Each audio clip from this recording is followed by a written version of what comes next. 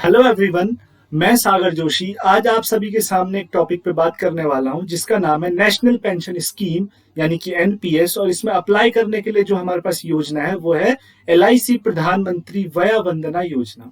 तो आज हम इसी स्कीम को समझते हैं और समझते हैं कि इसमें अप्लाई करने के क्या फायदे हैं और हम इसमें कैसे अप्लाई कर सकते हैं। ओके, तो सबसे पहले एनपीएस क्या है। एनपीएस केंद्र सरकार द्वारा जारी की गई एक स्कीम है जिसके अंतर्गत हम अपना रिटायरमेंट प्लान कर सकते हैं। कोई भी सीनियर सिटीजन जो पब्लिक डोमेन या प्राइवेट डोमेन कहीं पर भी काम करता हो वो अपना रिटायरमेंट प्लान कर सकता है थोड़े बहुत इन्वेस्टमेंट के बाद। उसको उसमें कुछ ना कुछ इन्वेस्ट करना होगा। ओके, जो एनपीएस है पहले से केंद्र सरकार के जो भी एम्प्लॉयज थे उनके लिए था, लेकिन बाद में पीएफआरडीए ने इसे सभी सिटीजन के लिए वॉलंटरी कर दिया है। ओके, अब पीएफआरडीए क्या है, जैसे बैंक को जो हम मॉनिटर करता है हमारा आरबीआई मॉनिटर करता है, जितने भी बैंक है सारे आरबीआई के अंडर काम करते हैं। ठीक उसी तरीके से जो भी हमारी पेंशन रिलेटेड चीजें हैं वो पीएफआरडीए के अंदर काम करती हैं। ओके, पीएफआरडीए उन सारी चीजों को मॉनिटर करता है। ओके, अब यहाँ पर बात आती है कि जो हमारा एनपीएस है उसमें किसे किसे इन्वेस्ट करना चाहिए। तो ये एक बहुत ही अच्छा रिटायरमेंट प्लान है। जो भी चाहे वो पब्लिक डोमेन में काम करता है या फिर प्राइवेट डोमेन में काम करता है, जो भी इसमें अपना रिटायरमेंट एक अच्छे तरीके से प्लान करना चाहता है उसे इसमें इन्वेस्ट करना चाहिए, क्योंकि यहाँ पर बहुत ही कम रिस्क है और बहुत ही अच्छा रिटर्न हमें मिलता है।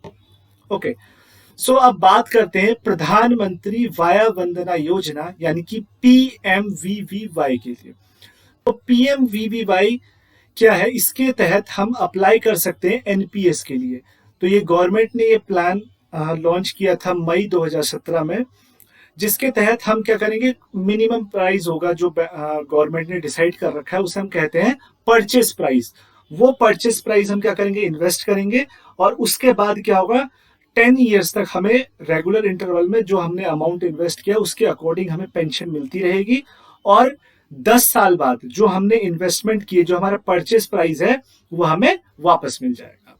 Okay, what is eligibility for PMVVY यानी कि जो पीएमवीवीवाई स्कीम है इसके लिए एलिजिबिलिटी क्या क्या है। तो सबसे पहले वो जो भी एप्लीकेंट है वो भारत का नागरिक होना चाहिए, उसकी उम्र 60 साल से ऊपर होनी चाहिए, और जो उसमें मिनिमम इन्वेस्टमेंट है यानी कि जो हमारा मिनिमम परचेस प्राइस होगा वो होगा 1.5 लाख रुपए और जो मैक्सिमम परचेस प्राइस होगा वो होगा 15 लाख रुपए।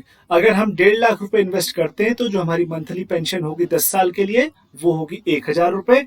और अगर हम मैक्सिमम इन्वेस्ट करते हैं यानी कि सबसे ज्यादा इन्वेस्टमेंट है वो 15 लाख रुपए, अगर हम वो करते हैं तो हमारी मंथली पेंशन होगी वो होगी 10,000 रुपए पर मंथ। ओके, आगे बढ़ते हैं कि डॉक्यूमेंट्स क्या क्या रिक्वायर्ड है इसके लिए। तो डॉक्यूमेंट रिक्वायर्ड है हमारे पास Aadhaar card, age proof, address proof, passport size photo और एक कोई ऐसा डॉक्यूमेंट जो ये बताए कि आप इस फॉर्म से या फिर यहाँ से रिटायर हुए, यानी कि आप एक रिटायर्ड एम्प्लॉय हैं, ये कोई डॉक्यूमेंट ये चीज प्रूफ करे वो डॉक्यूमेंट। ओके, अब बेनिफिट क्या क्या है प्रधानमंत्री वंदना वाया वंदना योजना के। तो इसमें क्या है कि अगर हम किसी बैंक में अपना पैसा जमा कराते हैं या फिर कोई एफडी करवाते हैं तो उसमें हमें जो इंटरेस्ट मिलता है वो 6%, 6.5% इसके अराउंड मिलता है। लेकिन यहाँ पर जो हमारा रिटर्न रेट है वो कितना है, 8 से जो हमारा इंटरेस्ट रेट है वो है 8 to 8.3% फॉर 10 ईयर्स। तो ये काफी अच्छा रेट ऑफ इंटरेस्ट है और ये फिक्स है। अगर इस फाइनेंशियल ईयर में आप अप्लाई करते हैं तो लेट सपोज अभी आपने अप्लाई किया और इस टाइम पे रेट ऑफ इंटरेस्ट चल रहा है 8.1, तो 10 ईयर के लिए जो आपका रेट ऑफ इंटरेस्ट है वो 8.1 ही रहेगा। तो इसमें इन्वेस्टमेंट है लेकिन कम इन्वेस्टमेंट के बाद क्या है, low risk high return. Okay, आगे बढ़ते हैं। अगर इन केस ऑफ मेडिकल इमरजेंसी जो एप्लीकेंट है उसकी कोई मेडिकल इमरजेंसी होती या फिर उसके स्पाउस की, स्पाउस यानी कि उसके बीवी या फिर उसके पति की अगर मेडिकल इमरजेंसी होती है तो उस केस में 98% ऑफ अमाउंट क्या होगा, परचेस प्राइस विड्रॉ किया जा सकता है। और इन केस अगर जो एप्लीकेंट है वो उसकी डेथ हो जाती है तो जो हमारा परचेस प्राइस है वो नॉमिनी को मिल जाएगा। ओके, एप्लीकेशन प्रोसीजर क्या क्या है इसके लिए। देखिए, इसमें अप्लाई करने के लिए हमारे पास दो प्रोसीजर हैं, पहला है ऑनलाइन प्रोसीजर और दूसरा है ऑफलाइन प्रोसीजर। ऑनलाइन प्रोसीजर के लिए हमें क्या करना है, हमें लॉगिन करना है LIC की ऑफिशियल वेबसाइट पर, वहां पर हमारे प्रोडक्ट के नीचे एक सेक्शन है पेंशन प्लान्स का, वहां पर हमें जाकर जो हमारा एप्लीकेशन फॉर्म है वो फिल करना है। उसके बाद हमें जो भी डॉक्यूमेंट मांगे गए हैं उन डॉक्यूमेंट्स को सबमिट करना है और हमारा फॉर्म सबमिट हो जाएगा, यानी कि फॉर्म फिल हो जाएगा। उसके बाद दूसरा तरीका है ऑफलाइन प्रोसीजर। उसके लिए हमें क्या करना है, LIC की किसी भी ब्रांच में जाके फॉर्म ले लेना है, उसको फॉर्म को भरना है और जो जो डॉक्यूमेंट मांगे गए हैं वो डॉक्यूमेंट अटैच करके वो फॉर्म सबमिट कर देना है। ओके, पेंशन पॉलिसी क्या कहती है, इसके अंतर्गत हम समझेंगे कि हम कितना इन्वेस्टमेंट करें, हमें कितनी पेंशन मिलेगी। तो हमें इन्वेस्टमेंट और रिटर्न के बारे में यहाँ पर थोड़ा समझते हैं। ओके, अगर हम यहाँ पर इन्वेस्ट करते हैं 1.5 लाख रुपए, तो जो हमारी मंथली पेंशन होगी वो होगी 1,000 रुपए।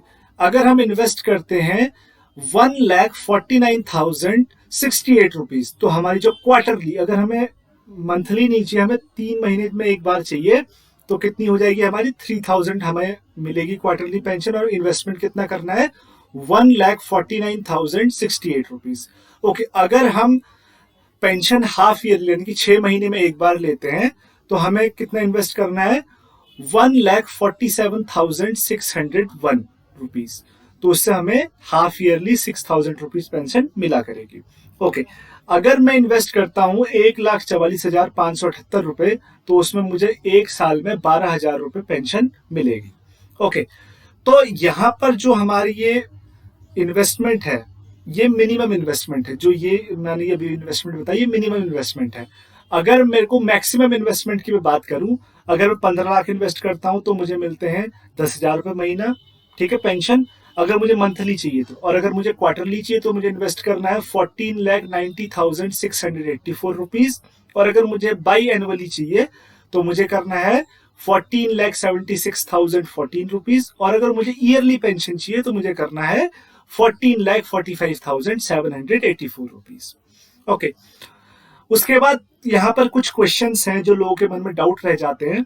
वो ये है, क्या रेट ऑफ इंटरेस्ट फिक्स है या फिर ये चेंज होता रहेगा। तो यहां पर इसका आंसर है, जो रेट ऑफ इंटरेस्ट है वो फिक्स है 10 ईयर्स के लिए, जो किसके बीच में रहेगा 8 से 8.3 के बीच में रहेगा।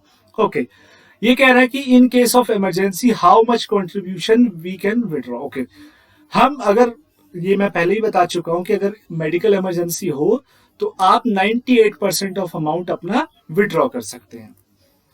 Thank you.